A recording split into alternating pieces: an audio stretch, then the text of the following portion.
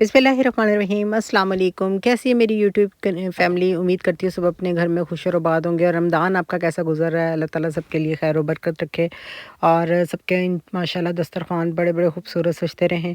तो ये था जुमे का दिन और मैं हमारा जो है रमज़ान का आज पहला जुमा था, तो ज़ाहिर सी बात है उस पे ख़ास एहतमाम तो होता ही है। मैं ये कर रही थी घर में बख़ूर, मैंने ज़ोहर पढ़ ली थी और उसके बाद जो था मैं अपना बख़ूर कर रही थी। इसके बाद मुझे प्लान था कि अच्छा अब असर की नमाज़ से पहले पहले मैं सूरत कहफ़ वग़ैरह पढ़ लूँ। मैं आपको पहले भी बताया कि मैं सूरत कहफ़ भी पढ़ती हूँ, सूरत जुमा वाले दिन सूरत जुमा भी पढ़ती हूँ। और सूरत जुमा पढ़ने से बड़ी खैर व बरकत है। और सूरत कहफ़ कहफ़ पढ़ने से एक जुमे से दूसरे जुमे तक नूर फैला रहता है और साथ में हमें दज्जाल के फितने से जो है ना वो आज़ादी मिलेगी। अल्लाह हमें उससे अल्लाह हमें अपनी पनाह में रखे। और साथ में ये हो रहा था पूरे घर में बख़ूर। और आज एक बड़ी ज़बरदस्त किस्म का डिज़र्ट बनने वाला। आज मैंने फ्रूट चाट नहीं बनाई। मैंने आज सोचा कि क्यों ना आज थोड़ा सा डिफरेंट बना लिया जाए। पहले भी मैंने महलवा के साथ ये वाली रेसिपी बनाई हुई है, लेकिन आज मैं सिंपल जो है ना वनीला कस्टर्ड के साथ बना रही हूँ। मैंने क्या किया है कि साबूदाना ले लिया 1 टीस्पून, उसको ब्लू कलर डाल के बॉयल होने रख दिया। इसी तरह मैंने ऑरेंज भी किया है, ग्रीन भी किया है, येलो भी किया है, सारे कलर्स किए हैं। और अब क्या करती हूँ कि मैंने दूध को तकरीबन हाफ़ केजी दूध ले लिया था, उसमें 3 टेबलस्पून भर के मैंने शुगर के ऐड किए और 3 टेबलस्पून ही मैंने इसमें कस्टर्ड पाउडर मिक्स करके दूध के अंदर, और मैं इसकी स्लरी बना लूँगी और उसको मैं दूध में जब ऐड करूँगी तो वो कस्टर्ड जो है ना वो थिक हो जाएगा इससे और बड़ी वनीला कस्टर्ड बन जाएगा। जो महलबा है वो मैं रोज़ वाटर के साथ बनाती हूँ। मैंने इसलिए नहीं बनाया क्योंकि ऑलरेडी रोज़े से सबके जो होती है तासीर गर्म हुई होती है बॉडी की, तो और वो जो होता है गुलाब का अर्क डालने से क्या होता है कि मज़ीद मुझे ऐसे लगता है कि वो उसकी कोई फॉर्म गर्म फॉर्म में ना चला जाए। तो इसके बाद कस्टर्ड बना लिया था, इसको मैंने ठंडा कर लिया था रूम टेम्परेचर पर। जब ये आ गया इसमें 1 टेबलस्पून भर के मैंने जो है ना कंडेंस मिल्क ऐड किया और साथ में इसमें मैंने 2 टेबलस्पून भर के क्रीम की ऐड की थी ताकि अच्छे से हो जाए। ये देखें मैंने ये जा रहा है इसमें ऑरेंज, साथ में इसमें जा रहा है रेड वाला, साथ में इसमें जाएगा ग्रीन और ब्लू वाला। इसकी जो डिटेल वीडियो अगर आप तसल्ली से देखना चाह रहे हैं ना, मैं लिंक आई कार्ड में लगा दूँगी, वहाँ पर जाके आप मेरी ये रेसिपी भी देख सकते हैं। लेकिन बस ये कि इसमें मैंने कस्टर्ड ऐड कर दिया और उसमें मैंने जो है ऑरेंज कस्टर्ड के साथ मैंने बनाया था उसको रोज़ वाटर ऑरेंज डाल के। उसकी डिटेल वीडियो भी आप आराम से देख सकते हैं मेरे चैनल पे जाके। और इसको मैंने अच्छे से मिक्स कर लेना है और ये इतना प्यारा कलरफुल लगता है ना, और खाने में भी बहुत टेस्टी होता है। और सबसे बड़ी बात ये हेल्दी हो जाता है। साबूदाना तो वैसे भी हेल्थ के लिए बहुत अच्छा है। तो बस इसको मैंने अच्छे से मिक्स कर लिया और इसके बाद इसको हम सर्विंग बाउल में डालेंगे कि ताकि मैं इसको सर्व कर सकूं। और चाहे तो एक बड़ी डिश आउट भी कर सकते हैं, लेकिन मैंने छोटे सर्विंग बाउल्स में डाला था ताकि एटलीस्ट वन जो है ना पर्सन एक बाउल आराम से इंजॉय कर सके। तो यही बात ही मैंने अब इसमें डाल दी है। इसको आपने साथ साथ डालना है और ये बिल्कुल ठंडा हो चुका है। और इसको हल्का सा अपने फ्रिज में चाहे तो रखते हैं, चाहे तो आप इसी पे हम लोग जो है ना फ्रेश स्ट्रॉबेरीज़ की जो है ना वो टॉपिंग डालेंगे। तो इस अब हमने क्या करना है, इसको अच्छे तरीके से जो है ना ठंडा करें फ्रिज में रख के। और साथ में जो है ना इस पे मैंने क्या किया था, कॉकटेल फ्रूट का टिन था वो मैंने इसमें ऐड कर दिया था। पाइनएप्पल उसमें ज़्यादा होता है तो कॉम्बिनेशन मज़े का बन जाता है। तो बेसिकली आज सोच रही थी कि फ्रूट्स जो है ना जब आपके पास ना भी हों, ज़रूरी नहीं है कि सब फ्रूट्स हों, तो आप करें, आप अकेला इसके साथ भी बना सकते हैं। और इसको आप थोड़ी देर ठंडा होने के लिए रख दें। और साथ में अब हम बनाएंगे नेक्स्ट जेली। मैंने क्या किया था, जैसे जेली के डब्बे के ऊपर लिखा होता है ना कि 2 कप पानी, तो मैंने ये किया था आधा कप पानी ले लिया। और इस वाली जेली को, नेशनल की जेली है ये, आपकी जो मर्ज़ी आप जो यूज़ करते हैं अपनी कंट्री में वो यूज़ कर सकते हैं। मुझे वैसे ये कुछ बेहतर लगी, अच्छी थी। वैसे तो रफ़ान वालों की भी है, लेकिन मैं आजकल यही वाली ज़्यादा मंगवा रही हूँ। तो इसको आपने इसको अच्छे तरीके से गर्म पानी में मिक्स करना है और इसको बिल्कुल रोकना नहीं है हाथ को, क्योंकि इसके जेलेटिन को अच्छे से डिज़ोल्व करना है। और इसके अंदर मैं डालूँगी फ्रेश स्ट्रॉबेरीज़ की जो प्यूरी बना के ना वो मैं इस जेली में ऐड करूँगी। वो जो एक ओरिजिनल स्ट्रॉबेरीज़ का फ्लेवर आता है ना, वो मैं आप खुद खाएँगे तो आपको पता चलेगा कितनी ओरिजिनल मज़ेदार जो है ना वो आपकी जेली रेडी होगी। 1 कप छोटा मेरे पास जो था ना इसके स्ट्रॉबेरी की प्यूरी थी, जो मैंने फ्रेश स्ट्रॉबेरीज़ की प्यूरी बनाई थी। اور وہ میں نے اس میں ایڈ کر دی ہے اور اتنا مزے کا فلیور ہے نا. میں ہمیشہ سے ایسی ہی جیلی بناتی ہوں. جو لوگ تو باہر کنٹریز پہ رہتے ہیں ان کو بیریز اسٹرابریز اس طرح کی فیملیز جو ہوتی ہیں ان کو بڑے آرام سے مل جاتی ہیں, تو آؤٹ آف سیزن بھی چلتی رہتی ہیں. تو میں اسی وجہ سے جو ہے نا بیریز اسٹرابریز یوز کرتی تھی, اور جو فریش فلیور کے ساتھ جیلیز میں مکس کر کے بناتی تھی نا وہ زیادہ مزے کی بنتی تھی.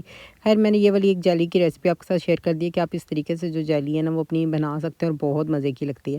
بس اس کی ٹاپنگ پہ میں نے تھوڑا سا یہ لگا دی ہے اسٹرابریز کو, پیوری جو جلی بنائی ہے اس کو میں ڈال رہی ہوں, اور یہ بہت جلدی سیٹ ہوتی ہے. آپ نے جلدی جلدی ڈالنا ہے تاکہ نا یہ سیٹ نہ ہونے پائے.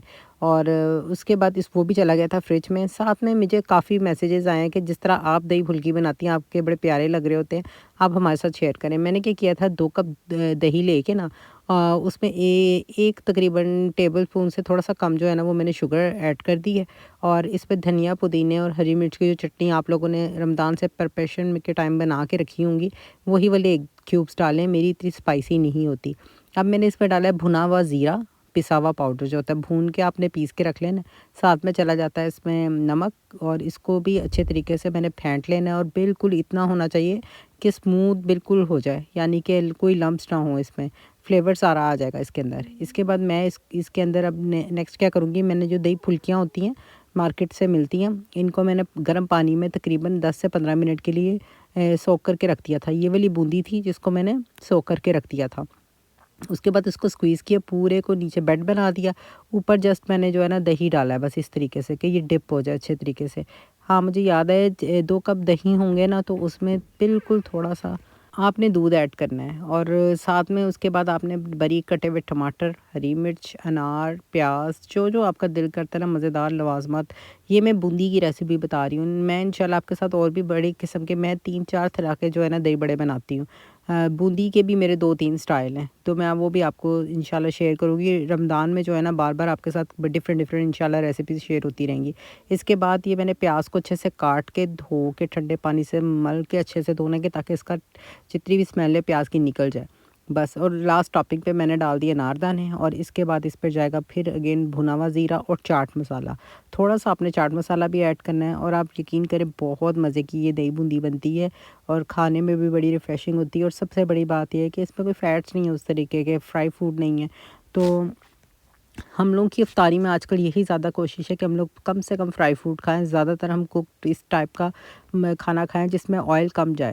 تو دیکھتے ہیں کہ ویٹ کبھی ریڈیوز ہوتا بھی ہے کہ نہیں. تو اسی طرح میں نے آج بنائے تھے ساتھ میں کلب سینڈوچ, اور میں نے آپ کے ساتھ آج 3 ریسیپیز شیئر کی ہیں کہ مجھے یہ تھا کہ یار ایٹ لیسٹ میں آپ کے ساتھ 3 ریسیپیز شیئر کر دوں. میں نے کیا کیا ہے کہ 2 ٹیبل سپون مایونیز میں 2 ٹیبل سپون کریم ایڈ کر دی ہیں. اس میں چلے گی تھوڑی سی شوگر, اور اس پہ چلے گی تھوڑی سی بلیک پیپر. اس کو اچھے سے مکس کر دینا ہے, اور سیلڈ کے ساتھ بنائیں گے یہ والے کلب سینڈوچ. میں نے تھوڑی سی گاجر کرش کر کے رکھی تھی, اور کیبج کو بھی تھوڑا سا کاٹ کے رکھا ہوا تھا, باریک کٹا ہونا چاہیے جولین کٹنگ میں.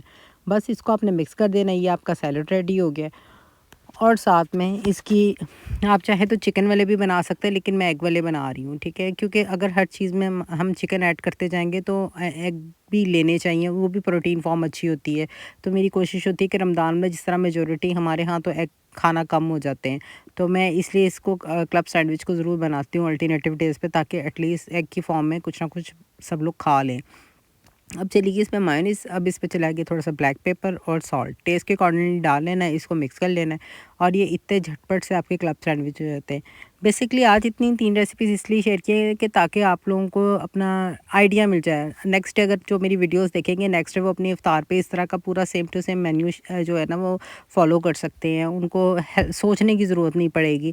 تو یہی وجہ ہوتی ہے کہ میں آپ کے ساتھ اس طرح ریسیپیز شیئر کر رہی ہوں. اور اگر میری ریسیپیز آپ کو سمجھ میں آ رہی ہیں, پسند آ رہی ہیں, تو میرے چینل کو لائک اور سبسکرائب ضرور کریں, کیونکہ میں پاکستانی اور عربی کھانے مکس بناتی ہوں. جو لوگ نئے ہیں چینل پہ ان کو بتا دیتی ہوں کہ میں بائی بانڈ جو ہے ہم لوگ عرب کنٹری میں رہنے کی وجہ سے زیادہ تر ہمارے کھانے کے جو ٹیسٹ برڈز ہیں, ہمارا فلیور وہ عربی, اور جن لوگوں کا کانسیپٹ ہوتا ہے کہ یار عربی کھانے مزے کے نہیں بنتے, میں ان کو یہ کلیئر کرنا چاہتی ہوں کہ عربی کھانے بہت ٹیسٹی ہوتے ہیں, بس آپ کو اوریجنل ریسیپی آنی چاہیے. تو میں یہی ہیلپ آؤٹ کرنے کی کوشش کرتی ہوں. اوبویسلی ہماری لینگویج خود کی عربی تو ہے نہیں ہے جو ہمیں ان کے عربس کے کھانے سمجھ میں آئے, تو یہی والی وجہ ہے کہ میں آپ کے ساتھ ایسے کھانے شیئر کرتی ہوں ان کی لینگویج کے جو مجھے آ جاتے ہیں اور مجھے سمجھ میں آتے ہیں, تو میں وہ آپ کو دیکھ کے آپ کے ساتھ شیئر کر لیتی ہوں. اور ہمارے گھر میں تو میجورٹی بنتے بھی ایسے ہی کھانے ہیں. تو یہ میرا ہے ٹرائفل، اور ساتھ میں کلب سینڈوچ دیکھیں اس کو سرو میں نے ڈفرینٹ طریقے سے کیا، اپنی کوئی اسٹک اٹھائے اس کے ہاتھ میں 2 سینڈوچ آ جائیں، بکھریں گے نہیں، بڑے اچھے سے آرگنائز لگتے ہیں، ٹرے میں بھی پڑے ہوئے۔ افطاری ہو چکی تھی، روزہ کھل گیا تھا، میں نے جلدی جلدی روزہ کھولا اور بس سینڈوچز کھا رہے تھے اور انجوائے کر رہے تھے اپنا میل۔